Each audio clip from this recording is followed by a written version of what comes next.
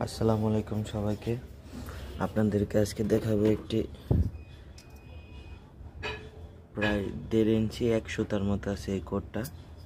এটা দিয়ে আমরা 16 ইঞ্চি এক্সজস্ট ফ্যান চালাই। প্রায় 1.5 ইঞ্চি 1 সুতা।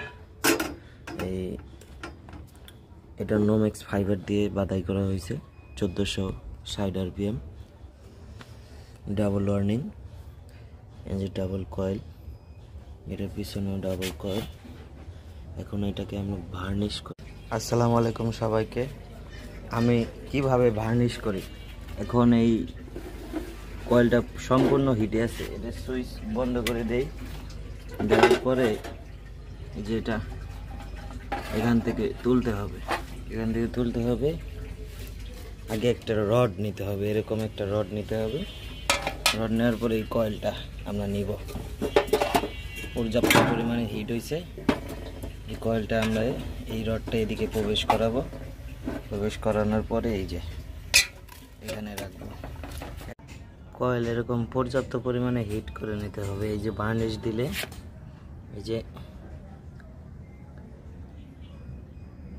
একদম করে পড়লে যেন হালকা ধোঁয়া ওঠে। কয়েলটা এই পরিমাণে হিট হইতে হবে, হাত দিয়ে যেন ধরা না যায়। আবার এত পরিমাণে হিট দিতে যাবে না যেন বার্নিশ, তারের ইনসুলেশন বার্নিশ গলে পড়ে যায়। মোটামুটি যদি আপনাদের গাইডলাইন দিয়ে দেয় 200 ডিগ্রির মতো তাপমাত্রা হইতে হবে, তাহলে বার্নিশটা ভালো ধরবো।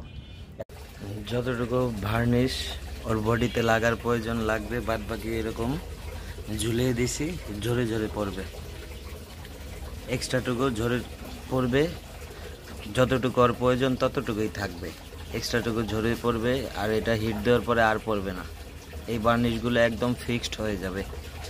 আর কয়েল দীর্ঘদিন লাস্টিং হবে, যেহেতু এটা নোমেক্স ফাইবার দিয়ে বাঁধা। ভার্নিশ বাংলা সমস্যা নেই, কিন্তু ফাইবার তো খুব ভালো মানের ফাইবার, এ কারণে আর কোনো ঝামেলা হবে না।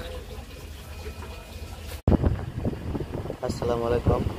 আমরা এই যে এখানে বার্নিশ করে রাখছি, বার্নিশটা মোটামুটি ভালো হয়েছে, আপনারা কমেন্ট করে জানাবেন।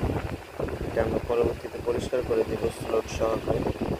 আমি ফ্লাশটা অন করে দিচ্ছি, এর ভিতরে একদম করে ভালো করে দিয়ে দিচ্ছি। আইপিও ঠিক থাকবে, যেহেতু এটা 34 স্লট। আমার দ্বারা যতটুকু সম্ভব হয়েছে আমি চেষ্টা করছি স্লোট